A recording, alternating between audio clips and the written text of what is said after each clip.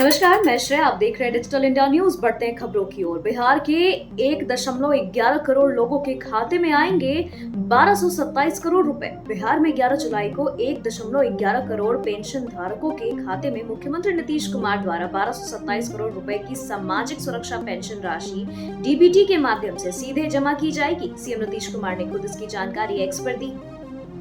बिहार कांग्रेस की बैठक में दो गुटों के बीच जमकर मारपीट। बिहार के भोजपुर में कांग्रेस की एक बैठक के दौरान दो गुटों के बीच जमकर हंगामा और मारपीट हुई है, जिसमें कई लोग गंभीर रूप से घायल हो गए और कुछ के सिर फट गए हैं। इस घटना का वीडियो भी सामने आया है, जिसमें कांग्रेस नेता हाथापाई करते नजर आ रहे हैं। यह घटना भोजपुर जिला कांग्रेस की एक महत्वपूर्ण संगठनात्मक बैठक के दौरान हुई है।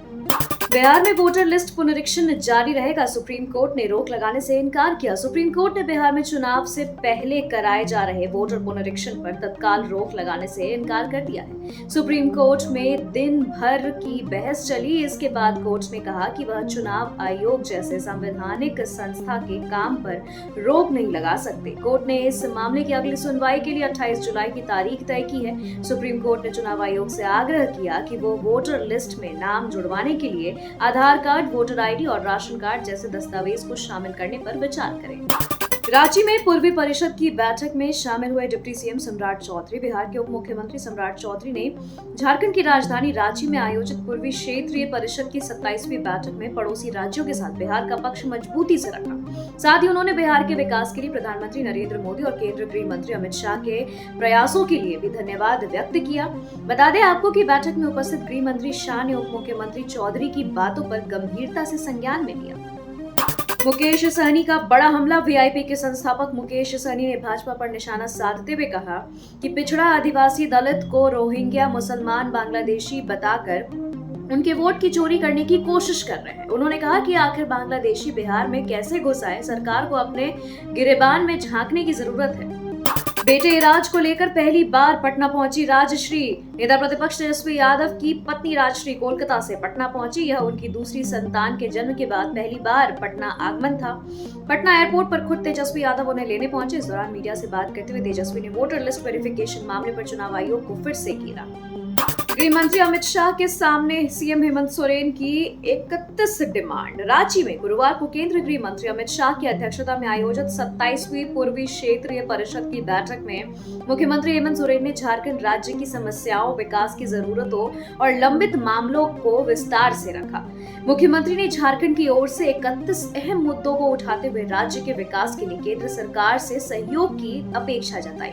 आपको बता दें कि बैठक में बिहार, पश्चिम बंगाल, उड़ीसा और झारखंड के प्रतिनिधियों ने भी हिस्सा लिया। बिहार के बाद झारखंड में चढ़ा सियासी पारा। चुनाव आयोग ले सकता है अहम फैसला। झारखंड में भी मतदाता सूची का पुनरीक्षण शीघ्र शुरू होने वाला है। राज्य के मुख्य निर्वाचन पदाधिकारी के रवि कुमार ने सभी मान्यता प्राप्त राजनीतिक दलों से अनुरोध किया है कि सभी दल मतदान केंद्रों पर अपने अपने बूथ लेवल एजेंट यानी बीएलए नियुक्त करें, जिससे मतदाता सूची के पुनरीक्षण की प्रक्रिया पारदर्शी बनी रहे। विदेशी धर्म के दबाव में सरकार नहीं लागू कर रही पेसा कानून। रघुवर पूर्व मुख्यमंत्री रघुवर दास ने कहा कि झारखंड में विदेशी धर्म के दबाव में सरकार पेसा कानून लागू नहीं कर रही है। पेसा कानून लागू हुआ तो रूढ़िवादी व्यवस्था को मानने वाले लोग ग्राम प्रधान बनेंगे।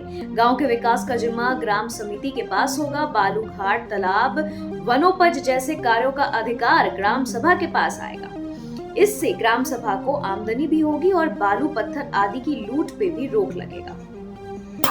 172 मुस्लिम महिलाओं पर हुई एफआईआर। मैया योजना में लगा रही थी सेंध। झारखंड में पूर्वी सिंहभूम के घाटशिला में राज्य सरकार की महत्वाकांक्षी मुख्यमंत्री मैया सम्मान योजना में फर्जीवाड़ा का खुलासा हुआ है।